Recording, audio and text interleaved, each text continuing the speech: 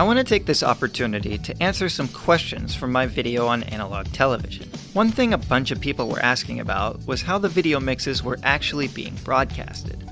I touched on this briefly when I mentioned VHS, but never went into detail, which was a complete oversight on my part. The broadcast mixes are not generated live like many thought.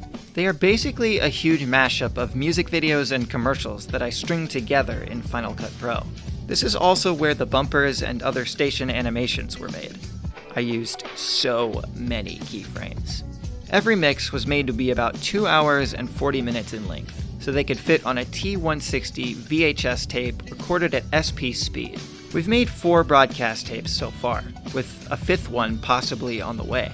Another thing a lot of people have been asking about in the comments is, how can I watch KMDP TV myself?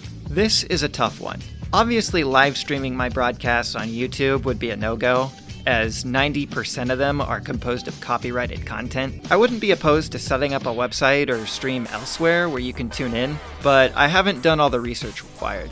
I've thought about finding a way to leverage the YouTube API so that I can pull in content from the source while overlaying my retro television graphics on top.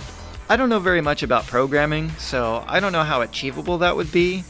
If anyone here is a bored developer with some spare time, I'm interested in hearing some ideas on how to pull something like this off. Feel free to send me an email if you're bored enough. One last thing I want to mention is an updated design for the KMDP logo.